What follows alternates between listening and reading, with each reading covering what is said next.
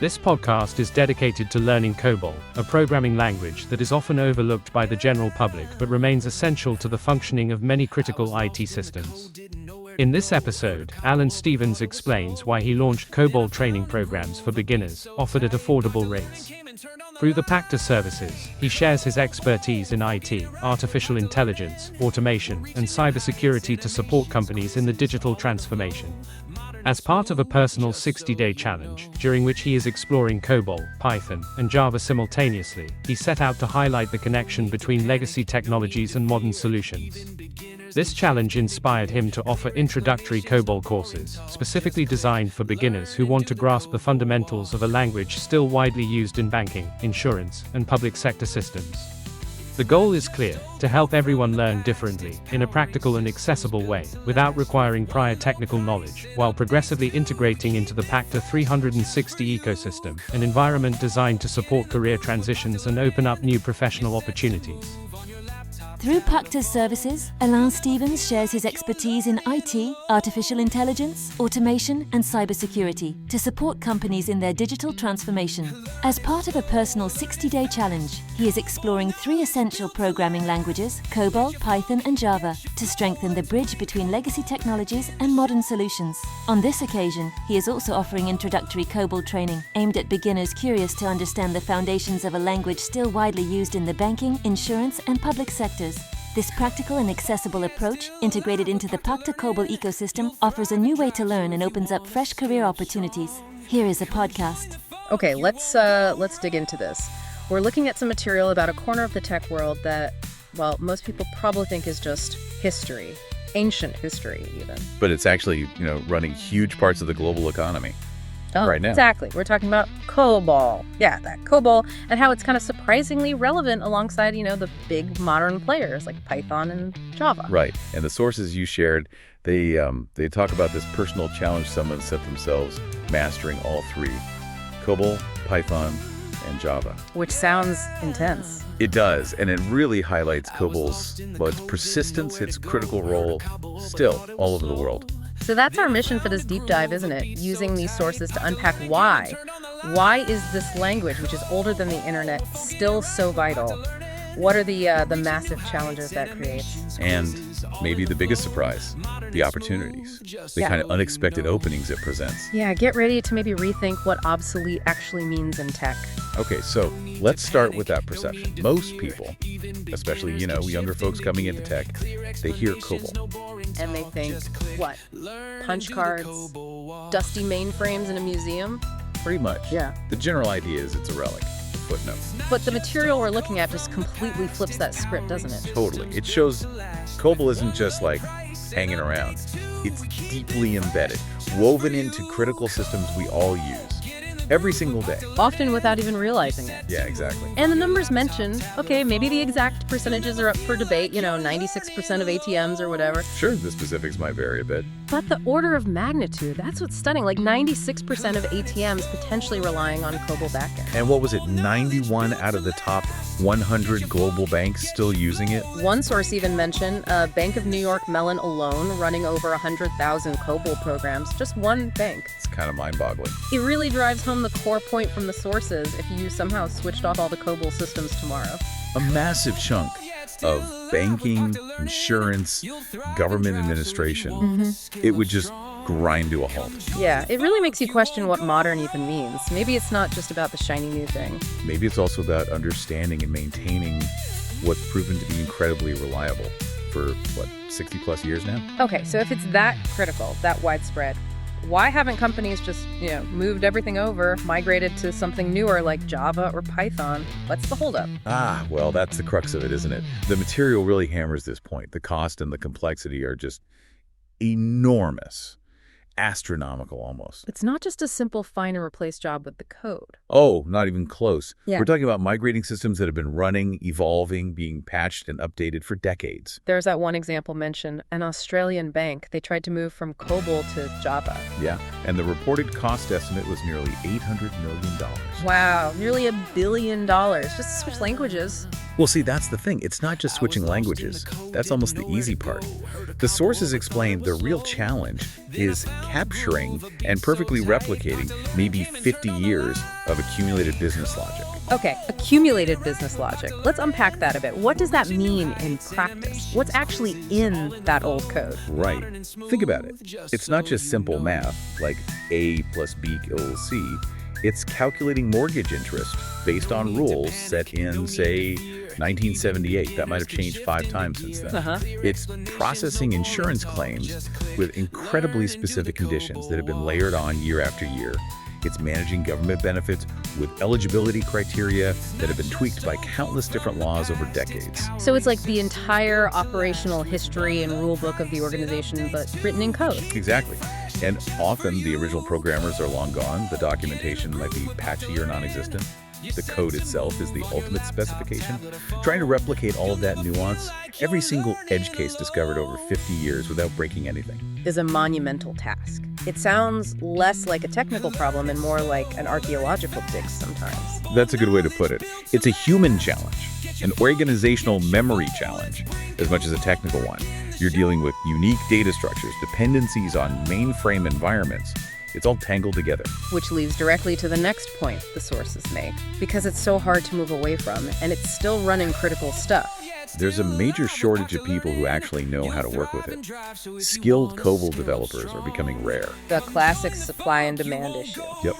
As the material points out, a lot of universities and training programs kind of looked at COBOL and thought, nah, that's old news, and they stopped teaching it. Understandable, maybe, from their perspective at the time. Sure, but the result is this gap. You've got all these vital systems needing maintenance, needing to be integrated with newer tech sometimes, and not enough people who can actually do it. So this shortage, the sources frame it as a pretty significant career opportunity, right? Absolutely. If you do have COBOL skills, you're suddenly very valuable in certain sectors. We're talking potentially high salaries, stable jobs in banking, insurance, government, industries that aren't going away. It kind of flips the script on what young developers might think is cool or cutting edge. Right. The prejudice is, oh, it's old, it's not sexy. But the sources challenge that directly.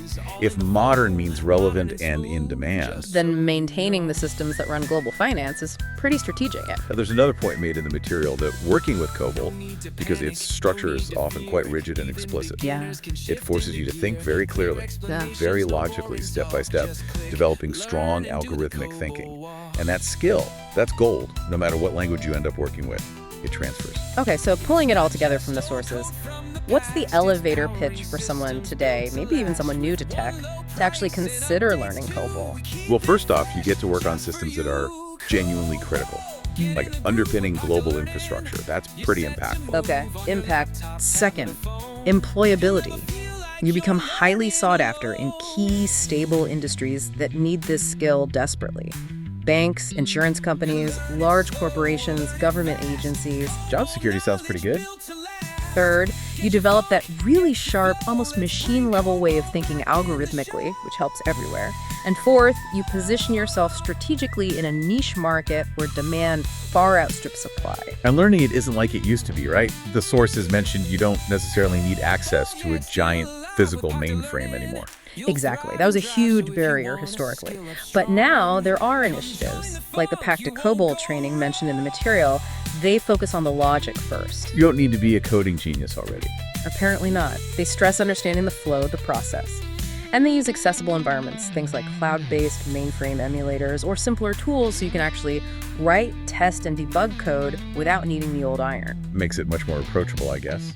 Still challenging, the material says, but doable. Yeah, the message seems to be. The syntax might look weird at first, but if you get good guidance, the underlying logic is often quite clear. Maybe even clearer than wrestling with some complex modern frameworks sometimes. Interesting thought.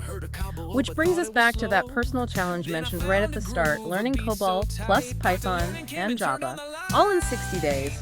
Why that specific mix? Well, the rationale given in the sources is all about building bridges, understanding the connections between these different generations of technology. Ah, okay. So it's not just learning 3 separate things in isolation. No, it's about seeing how they fit together. It reinforces this idea that COBOL isn't just some isolated relic, it's a foundational layer that still interacts with the modern world. And learning it alongside Python, king of data science and AI and Java, still a giant in big enterprise apps. It gives you this incredibly broad perspective, from the deep foundations right up to the current cutting edge. You see the whole picture. Following someone going through that multi-language journey could offer some really unique insights, I imagine. Definitely. Understanding the pain points, the synergies, how you translate ideas between these vastly different worlds. Okay, so let's synthesize. Let's boil it down. Why should you, listening now, care about this whole COBOL story, even if you have zero plans to ever write a line of it? Well, for one, it's just a fascinating case study in how technology actually persists. It's not always about the newest, fastest thing winning out immediately. Real-world factors matter. Cost, complexity, the sheer inertia of if it ain't broke, don't fix it, or rather, if fixing it costs $1 billion. Exactly. It's driven by practical realities. Second, it reveals these hitter but really significant career opportunities that often get overlooked in all the hype about the latest JavaScript framework or AI model. Good point. There's a whole world of tech jobs that aren't necessarily on the front page of tech news sites. Third, it really challenges our ideas about what makes tech valuable. Is it just newness? Or is it stability, proven utility, the decades of business knowledge embedded within it? It makes you think about modern in a different way. And finally, I think it underscores how important those fundamental skills are. Clear, logical thinking, understanding algorithms, those transcend any specific language or era. They're just core to engineering. So it's about appreciating the whole tech ecosystem, the history, as well as the future. Right. Understanding where we came from helps understand where we are and where we might be going. Which leaves us with a final thought, kind of echoing the core message from the sources. Technology doesn't really get obsolete just by being old. It only becomes obsolete when it stops being useful. So, given COBOL's undeniable continuing role in powering huge chunks of global finance and critical infrastructure, how long will it keep proving its utility? When does usefulness actually run out for something this embedded? That's the question, isn't it? Something for you to ponder.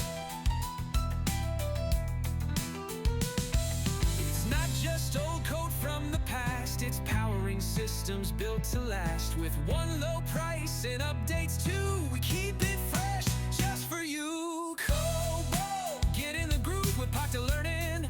You're set to move on your laptop, tablet, or phone. You'll never feel like you're learning alone.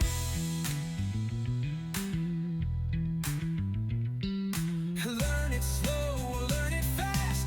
COBOL knowledge built to last. Get your funk, get your flow. Let's bring COBOL back in the show.